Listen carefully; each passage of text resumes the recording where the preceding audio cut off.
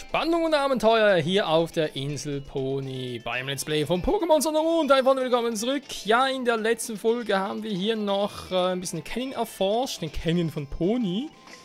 Und unser Team sieht soweit eigentlich mal bereit aus. Wollte mal ganz kurz zurück nach Sonne getauscht, damit ich dort ihm noch die Attacken beibringen kann, die es verlernt hat. Käfergebrumm, die es auf Level 31 lernen würde, aber ich habe ein bisschen verpennt, weil Entwicklung von Akkup und so, Donarion, war ja zu spät, deswegen hat er die Attacke nicht mehr gelernt. Donnerblitz, Kennenbereits, ist ja einfach ein Attacken, also eine Entwicklungsattacke, Entwicklungsattacke ab irgendwie. Ja, halt die Attacke, die man erlernt, wenn es sich entwickelt. So, das ist also seit der 7. Generation neu.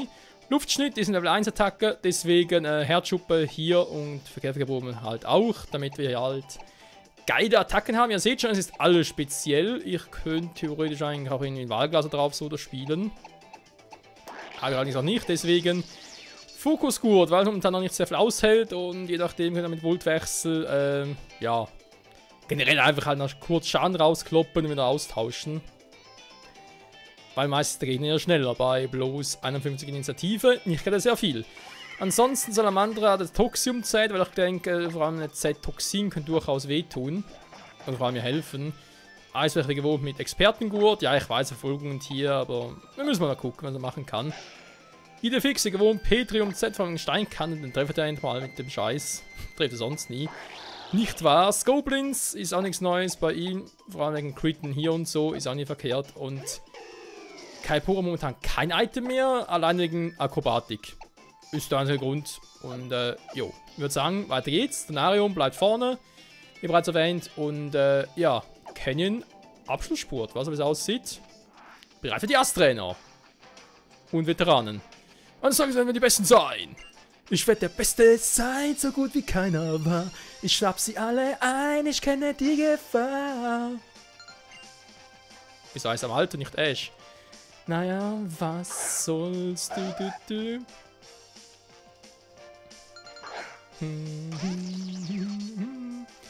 So, es ist ein Absol. Ein Absol tut ziemlich weh, es hat einen hohen Angriff. Das gefällt mir gar nicht, vor allem kann ich... Oh doch, ich habe Käfer gewogen, cool. Psycho gegen Käfer?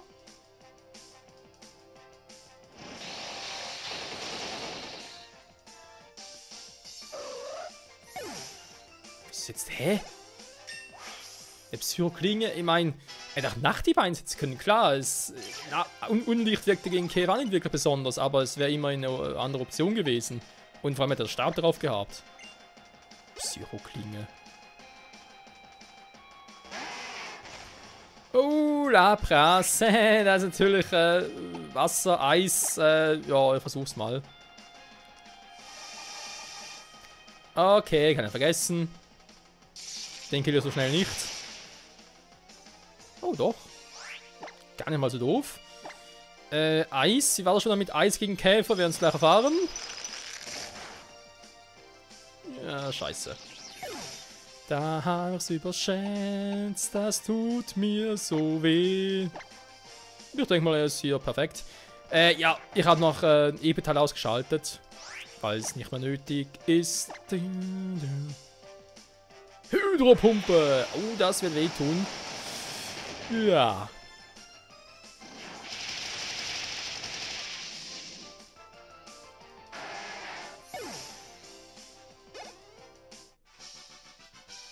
Was ist gleich, Mann, dass ihr die Besten seid? Ja, wir sind die Besten, weil er so gut wie keiner war. Ja, ist halt Nostalgiefaktor. Generation 1 und so und vor allem der Anime. Übrigens, wenn wir schon bei Thema Anime und Generation 1 sind. Wir wissen ja alle, der Anime zu Pokémon generell ist immer ein bisschen unterschiedlich, auch von der Spannung her und so. Wobei der von XYZ doch ziemlich gut war. Und jetzt ist es ja so, seit so einem Mond im Anime haben sie den Sachenstil ein bisschen geändert, um angeblich, vor allem für jüngere Zuschauer, die mehr anzusprechen. Okay, trotzdem bin ich ziemlich beschissen, aus meiner persönlichen Meinung.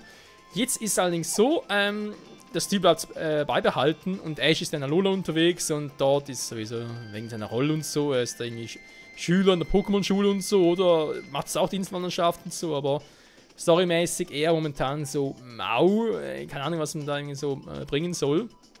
Er könnte weitermachen. Und jetzt macht irgendwie, also ich weiß vielleicht keiner Spoiler und so, aber wer sich dafür interessiert, weiß sowieso schon längst.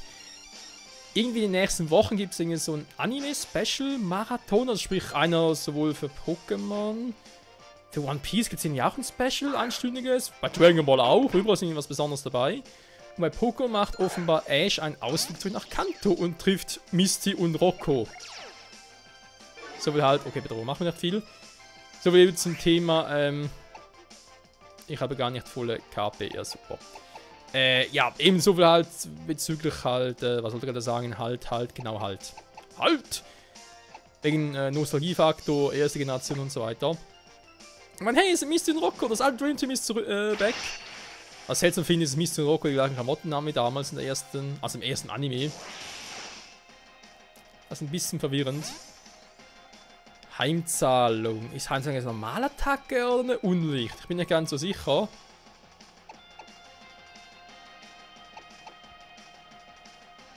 Weil ich würde sonst Eisbrecher rausschicken. Ich hätte sonst eine Option für Kalpur gehabt. Heimzahlung, das ist eine Unlichtattacke. Ich habe die Hoffnung, dass es eine Normalattacke ist. Ich glaube aber, es ist eine Unlichtattacke. Wenn ich mich nicht komplett täusche.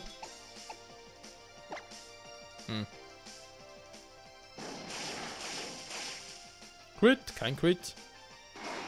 Ernsthaft. Wow, es ist die Tauschrunde. Yeah, Salamandra. Yeah, ich vergesse dich. Yeah. Was macht eigentlich Z-Toxin schon wieder?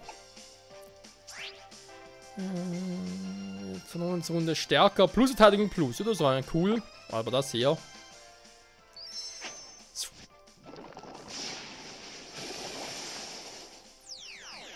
Die Pose ist irgendwie ein bisschen majestätisch, wenn man ehrlich sein soll. Okay, Salamandra, nimm alle deine Kraft zusammen und setz die Z-Attacke ein! Wie ist eigentlich Säure? Aha, Regen, jetzt. Dazu erst wären vernichtender Säure, Nebel. Bösbock.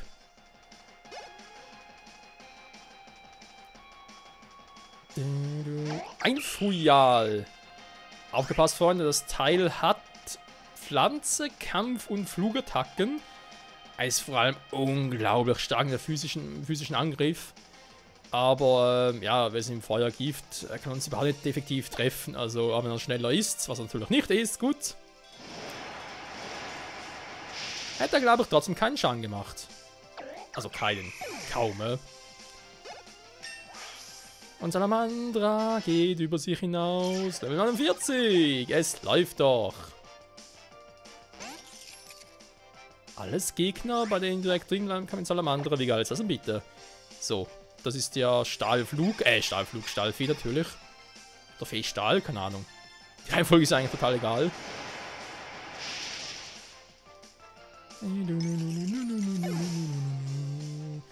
Ja, Leute, der Erscheinungstermin von Sonne-Mond, von Natur von Ultrasonnen und Ultramond rückt ja auch immer näher. Ich bin schon mal sehr gespannt drauf. Bisher weiß man immer noch nicht bezüglich halt,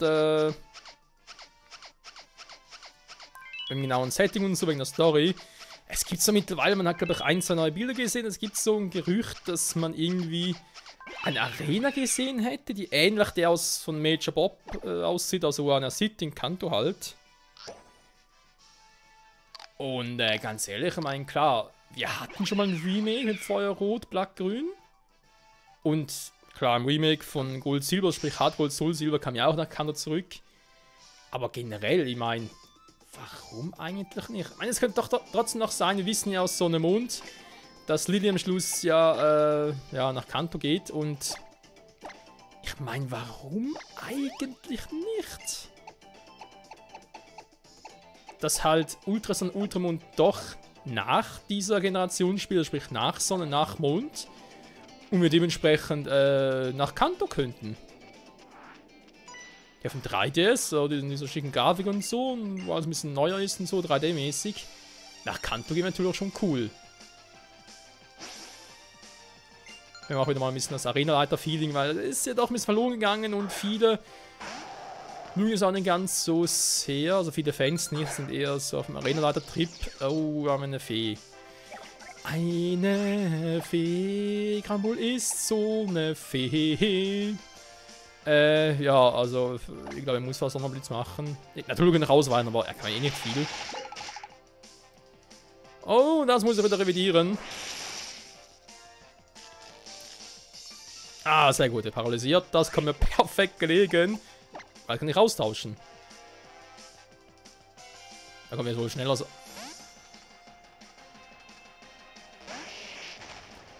Ach Gott sei Dank, die Alola-Version. Macht zumindest Schaden. Oh je, oh je. Okay, hier habe ich schon mal 2 Pokémon. Da kann ich mit Salamandra gegen Granbull nachher reinschicken. Aber natürlich Geowatz mit Gestein Elektro ist ein bisschen doof. Quachutsu ist doof. Kalpora. Kalpora wird gehen. Eisbrecher ist ja Kampfeisen. So, wenn Geowatz eine Kampfattacke drauf hat, wäre es sehr uncool. Idefix mit Gestein kann ich auch vergessen gegen den. Kalpora, your job. Ich würde sagen, abklingen und tschüss. Jetzt mal so meine Vermutung. Okay. Was ist los? Weiter so, yeah. Tarnsteine? Was ist denn das für eine? Der tauscht eine Pokémon aus, setzt Tarnsteine ein. What are you doing, Kleiner? Akrobatik. Er tauscht ein Pokémon aber nicht aus. Das heißt, er hat eigentlich nichts Effektives. Gegen Kalpora. Aber ich sollte, wenn es geht, natürlich drin bleiben mit dem Vieh. Weil. Außersetzung Gengar. Wohl, warum eigentlich nicht, war. Schattenfessel. Ich bin natürlich nicht schneller, aber. Dann überlebe ich es ja. Ja, ich wusste doch. Auf Kalpora ist Verlass. So, und tschüss, Gengar. Nochmal stark wundern. Weiter so! Yeah! Nein, Gengar hat nicht so viel Power. Das wissen wir doch alle, Freunde. Das wissen wir alle. So. Oh, hey, wieso hat das hier voreingesetzt? Hä? Ich meine, das Teil ist Wasser-Eis. Das macht mich jeder Hinsicht platt. Ich kann nur physisch angreifen mit Laufklinge. Das ist jetzt doof. Ich muss raus. Wohl den tolle Variante, aussetzt dann noch einen Eisstrahl ein. Quatschutsu mit Kehrtwende auswechseln, wäre eine Option, wa? Ich guck mal, was er macht. Ich weiß jetzt noch einen Granbull. Naja, ich weiß, Schutzschild. So. Ich weiß, also er hat Schutzschild. Okay, damit kann doch schon mal was anfangen.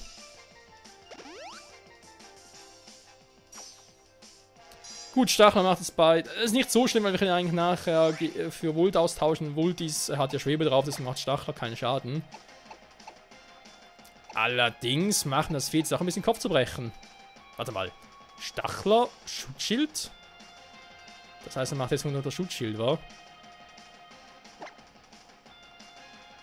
Mhm. Ja, also kein Ding. Ich hab eh nichts, wo mich ein starker, gut Nachtiger war. Ja, ich teste mal. Was für eine Roll, ey. Kann er wohl nicht angehen. Nachtiger darf nicht treffen. Nachtiger. Nein, wollte gerade sagen, ey. Kann das nur Schutzschild oder was? Jetzt erwarten, außer es ist eine ziemliche Verteidigungsbestie. Raus mit dir, Quatschutsu!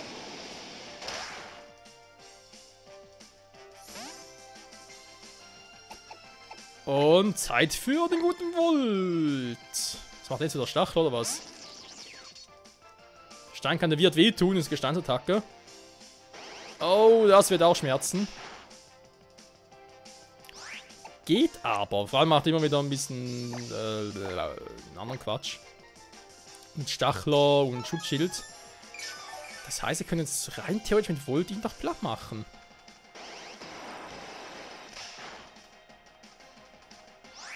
Da ist er verdammt nach dem Crit aus.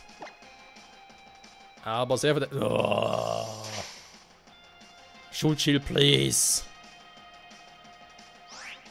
Volt, bitte. Schock ihn, mach ihn platt.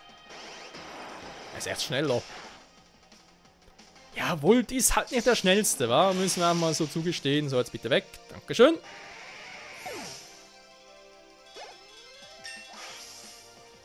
Und dann bin ich Level 43 mit unserem süßen kleinen Volt. Wobei, süßen kleinen, naja. Granbull. Ja, ich weiß, er ist natürlich paralysiert und so. Ich habe dadurch einen Vorteil. Ich muss sowieso heilen können. Da hatte man jetzt gerade, der könnte natürlich jetzt zu seinem anderen austauschen wegen Gift gegen Fee. Ist natürlich immer geil. Aber andererseits kann er gleich so gut mit Volt drin bleiben und mal ziemlich draufhauen. Oh, oder auch nicht. Was kommt jetzt rein? Ja, sorry, Granbull, aber jetzt bist du aber selber schuld. Aua. Das hat ziemlich wehgetan. Also hier aber Feierabend. Okay, der hat mich jetzt aber ziemlich genervt. Hat aber auch ziemlich gut gespielt, muss ich mal zugeben. Also das war beeindruckend.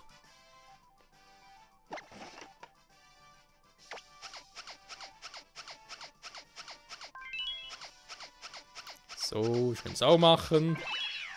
Ja, yeah, Mann! Du bist cool, Mann. Ja, ich weiß. Ein bisschen schwierig, hier blind zu spielen. Ja, ich habe kein 3D vom Mikrofon, deswegen sehe ich gar nicht, was da abgeht. Und ich bin halt... guck mal gerade auf dem Bildschirm, um zu navigieren. Quatschutsu geht's nicht so gut. Quatschutsu. Nein, das ist falsch. Hier.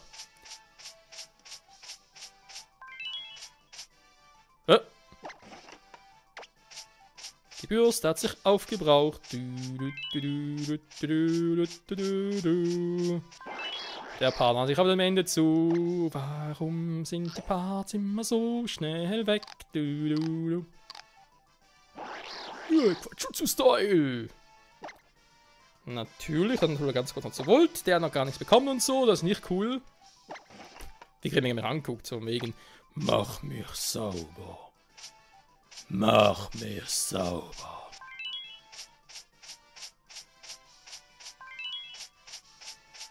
Ja, ich finde, Lunarion ist eins der leider wenigen Pokémon der 7. Generation, die ich sehr, sehr cool finde. Die meisten finde ich eher so lala.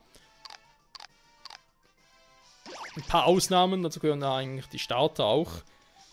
Ja. Sind doch recht cool. Die meisten so, ja, geht. Einige eher so,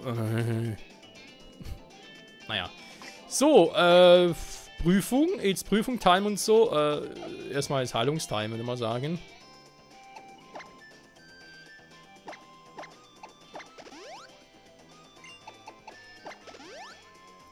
So.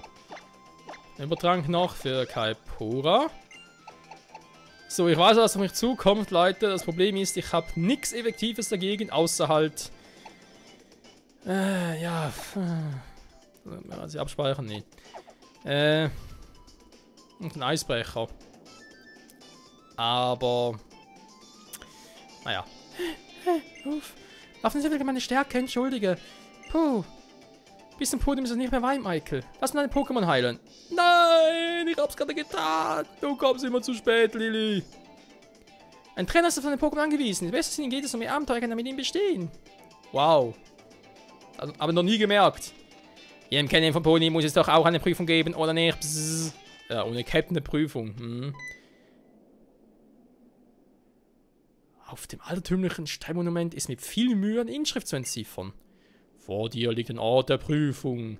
Der Zutritt ist nur denjenigen erlaubt, die tapfer genug sind, sich den Herausforderungen der Prüfungsstelle zu stellen. Fehlt dir der Mut, dem Herrscher dieser Städte entgegenzutreten, so sei klug und kehre um. Bist du aber gewillt, deinem Pokémon zu vertrauen, so schreite fort. Eure Verbundenheit wird eure Stärke sein. Es ist doch ein Kettenanwesen, aber vor dir liegt dann schon ein Ort der Prüfung. Ja. Es ist Prüfungszeit! Yeah! Die Prüfung geht vom Koni. So erinnere mich an Elimas Prüfung. Der ohne Captain. Captain, mein Captain! Du spürst eine Präsenz. Etwas scheint zu beobachten. Hallo? Verzeihung? Hm? Was ist ein TM? Ah, das ist ein Pokémon! Wäre eigentlich perfekt gewesen, den Part zu beenden, war. Scheiße. Naja. Ja, Freunde, es ist Drachenzeit und ich habe halt nur unseren guten Eisbecher, der damit Eis loslegen kann. Das war im Sommer ein bisschen angenehm, weil ich hatte zu dem Zeitpunkt einen Alola Vulnona und Alola Vulnona ist Eisfee-Typus. Klar, es teilt nicht so gut aus, aber die Spezialverteidigung auch nur episch und mit Eis- und Feen-Attacken, da hatte kein Drache eine Chance. Zumindest nicht auf gleichem Level. Naja, es ist, glaube ich, nur, in Anführungszeichen, nur Drache. Noch nur Drache. Das als Käfergebunden müsste ordentlich Schaden machen. Ein One-Hit, krass. Ja, unterschätzt niemals Sonarion Spezialangriff, der ist so mega. Der Blick durchbohrt dich regelrecht. Voll krass, ey. So, TM bitte. Ja, die Drachenklaue. Habe ich eigentlich ein Pokémon, das Drachenklaue lernen können, mal so interessenshalber. Jo, aber ganz ehrlich, da bringe ich mir lieber Drachenpuls bei. Falls überhaupt, weil klar, der Spezialangriff von Salamander ist auch nur überirdisch. Aber ich brauche Matschbombe, Flammenwurf, weil Stabattacken, Toxin, sowieso, weil sonst kann ich direkt ein anderes Gift-Pokémon nehmen. Der Salamander mit seiner geilen Korrosion, der so viel ausmachen kann, Ränkenschmied natürlich auch geil. Aber wann hat man mal die Zeit frei mit Salamandra? Weil, ja klar, boosten ist immer gut, dann muss ich natürlich auch überleben können, um zu boosten. Wenn ich einmal boosten kann, ja, okay. Ränkenschmied, cool, weil ich schneller bin. Mit dem Fokusgurt wäre es natürlich auch besser, dann kann ich auch einen Angriff sicher abwehren und dann kann ich halt richtig zuschlagen mit Spezialangriff und so. Aber ich halte halt nicht viel aus, deswegen generell, man kann ja halt Toxin weglassen, weil im Competitive-Modus und so, für Drachenpuls als Beispiel, dann eben noch was Drachenpokémon. Aber eben, Drache wirkt nur effektiv gegen Drache. Und es deswegen beizubringen, nee, bin ich jetzt nicht so Fan. Aber ja, ihr seht schon, wir sind hier in der Drachenstätte. Ein Pokémon hat uns bereits angegriffen. Und ihr könnt euch natürlich schon vorstellen, was das nächste Pokémon sein wird, beziehungsweise natürlich das Herrscher-Pokémon war. Das war eigentlich bisher eben die höchste Entwicklungsstufe. Und wenn hier so ein Vieh kam, was wird wohl da drüben sein? Oh, ich habe Angst. Nee, wir schaffen das. Wir haben ein starkes Team. Wir werden hier durchrocken. Ich hoffe zumindest. Bis zum nächsten Mal. Ciao zusammen.